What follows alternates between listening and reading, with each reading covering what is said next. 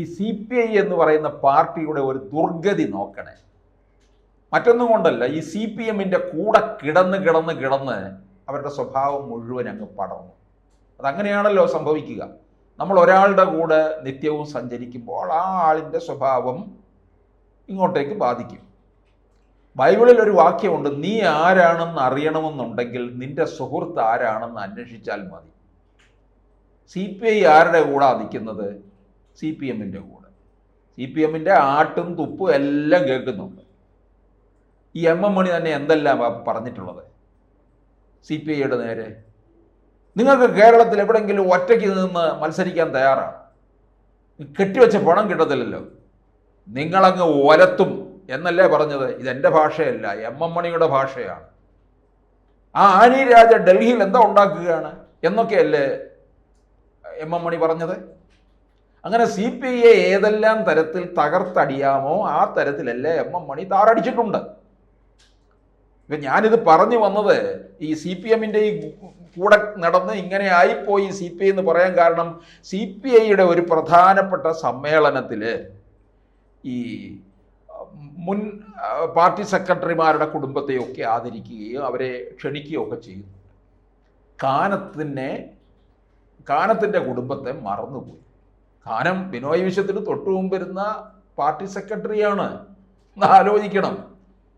മറക്കാൻ സമയമായിട്ടില്ല. മറക്കാൻ കുറച്ചു കാലമായി എങ്കിൽ മറന്നോളട്ടെ. CPMന് ഇങ്ങനെയുള്ള ഗുണങ്ങളൊക്കെ ഉണ്ടറിയാമല്ലോ.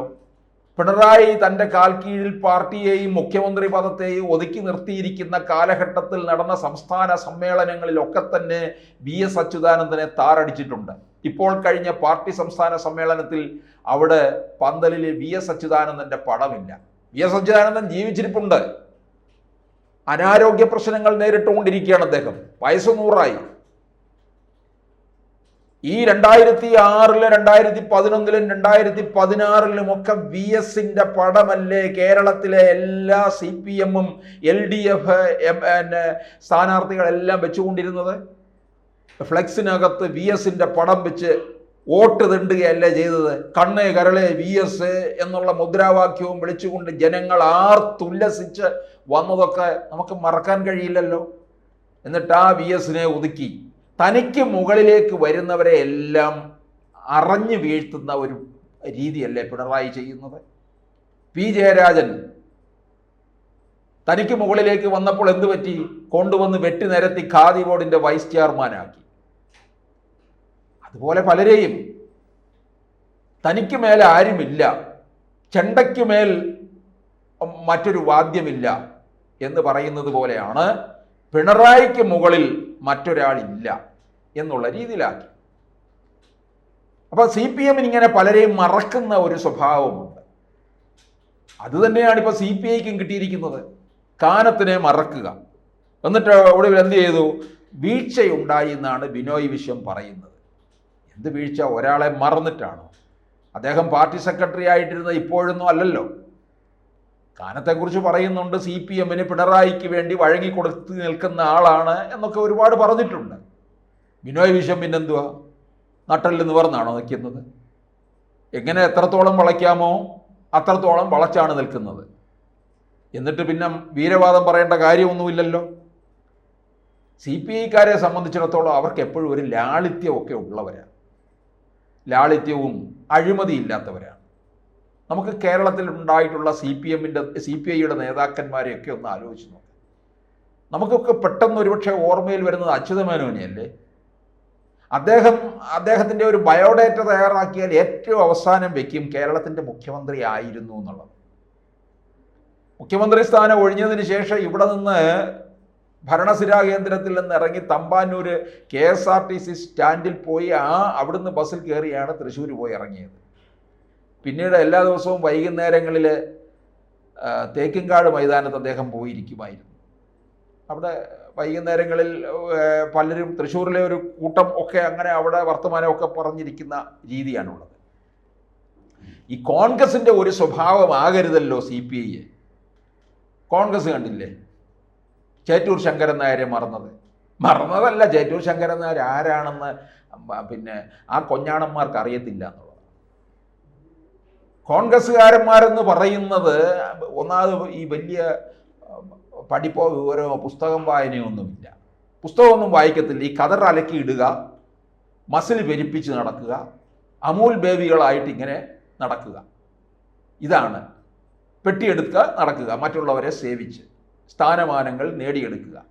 കെ.വി. തോമസ് കണ്ടില്ലേ, മണ്ടി വണ്ടി എണ്ണി എണ്ണി കുറയുന്നത് ആയുസ്സും മണ്ടി കരയേറുന്ന മോഹവും എന്ന് കവി പാടിയത് എന്തിനു വേണ്ടിയാ? കെ.വി. തോമസിനെയൊക്കെ കണ്ടിട്ടാണ്. കുറെ കടൽക്കിഴവന്മാരാണ് പാർട്ടിക്കകത്തുള്ളത്. ആയുസ് കുറയുകയാണെങ്കിലും ആർത്തിക്ക് യാതൊരു കുറവുമില്ല എന്നുള്ളതാണ്. ചേറ്റൂർ ശങ്കരൻ നായർ ആരാണെന്ന് അറിയത്തില്ലാത്ത ഗതി ഒന്ന് ആലോചിച്ച് നോക്കാൻ.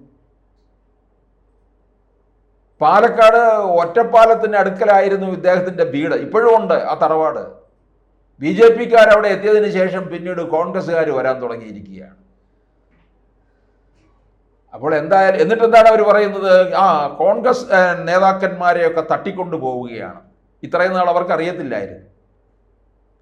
അപ്പം ഈ കോൺഗ്രസിൻ്റെയും മറ്റു ഒരു സംസ്കാരം CPIക്ക് ഉണ്ടാകാൻ പാടില്ല. CPI വളരെ ലാളിത്യത്തോടു കൂടിയവരാണ്. PK വാസുദേവൻ നായരെ, M.N. ഗോവിന്ദൻ നായരെ ഒന്ന് ആലോചിക്ക്. KV സുരേന്ദ്രനാഥ്, ഇവരുടെയൊക്കെ ലാളിത്യം, പന്ന്യൻ രവീന്ദ്രൻ, ഈ ലാളിത്യമൊക്കെ ഉള്ള ഒരു പാർട്ടി അവർക്ക് ഓർമ്മകളും ഉണ്ടായിരിക്കണം. ഇല്ലെങ്കിൽ പിന്നെ എന്താണ് പ്രസ്ഥാനം എന്ന് പറയുന്നത്? ഇല്ലെങ്കിൽ പിന്നെ പിണറായി ആയി പോകത്തില്ലേ? പിണറായിയുടെ സ്വഭാവമായി പോകത്തില്ലേ? നിങ്ങൾ കൂടെ കിടക്കുന്നു, സമ്മതിച്ചു എന്ന് വിചാരിച്ച് അവരുടെ ഗുണങ്ങളെല്ലാം അതുപോലെ ഏറ്റെടുത്ത് വെക്കരുത് ഒരിക്കലും. ഇപ്പോൾ തിരുവനന്തപുരത്ത് എന്തെങ്കിലുമൊക്കെ ചില വികസനം ഉണ്ടായിട്ടുണ്ടെങ്കിൽ അതൊക്കെ അച്യുതമേനോൻ മുഖ്യമന്ത്രി ആയിരുന്ന കാലത്താണ് ഉണ്ടായിട്ടുള്ളത്. ശ്രീചിത്ര മെഡിക്കൽ സെൻ്ററും CDS-ഉം ഇതൊക്കെ അച്യുതമേനോനെ ഓർമ്മിക്കുന്നതാണ്. അച്യുതമേനോൻ എന്ന് പറയുന്ന അത്രത്തോളം ലാളിത്യമുള്ള ഒരാളാണ്. ആ ഒരു പ്രസ്ഥാനത്തിൽപ്പെട്ട, ആ പരമ്പരയിൽപ്പെട്ടവരാണല്ലോ ഇങ്ങ് വന്ന് നിൽക്കുന്നത്. ഇന്നത്തെ പാർട്ടി, ഇന്നത്തെ മന്ത്രിമാരിൽ CPI-യിലുള്ളവർക്കും ആ ലാളിത്യമൊക്കെ ഉണ്ട്. പക്ഷേ പിണറായിയുടെ വിധേയരായി നിൽക്കുന്നു എന്നുള്ള ആക്ഷേപവും നമ്മൾ കേൾക്കുന്നു. എന്തായാലും കാനത്തെ ഒരിക്കലും നമുക്ക് മറക്കാൻ പറ്റത്തില്ല. കാനം അത്രയും CPIക്ക് വേണ്ടിയിട്ട് വലിയ സംഭാവന ചെയ്തിട്ടുള്ളതും കരുത്തനായിട്ടുള്ള ഒരാളുമാണെന്നുള്ളത്. അദ്ദേഹത്തിന് മറക്കുക, അദ്ദേഹത്തിൻ്റെ വീട്ടിലാരെയും ക്ഷണിച്ചില്ല എന്ന് പറഞ്ഞാൽ അദ്ദേഹത്തെ പൂർണ്ണമായും മറന്നു, തമസ്കരിച്ചു എന്ന് തന്നെയാണ് നമ്മൾ വായിച്ചെടുക്കേണ്ടത്. CPIക്ക് അത് ഉണ്ടാകാൻ പാടില്ല. CPM-ന് അങ്ങനെ സംഭവിച്ചാലും നമ്മൾ പറയും CPM ആണ് ഹുങ്കിൻ്റെ പര്യായമാണ്, ധാർഷ്ട്യത്തിൻ്റെ പര്യായമാണ് എന്ന് പറയും. പക്ഷേ CPI അങ്ങനെ ആകാൻ പാടില്ല. CPIക്ക് ഇവിടെ ചില ഒരു മുഖമുദ്രയുണ്ട്. ലാളിത്യവും ജനകീയ സ്വഭാവവും ഒക്കെയുള്ള ഒരു പാർട്ടിയാണ്. ആ പാർട്ടി അതിൽ നിന്നുകൊണ്ട് വേണം മുമ്പോട്ട് പോകാൻ.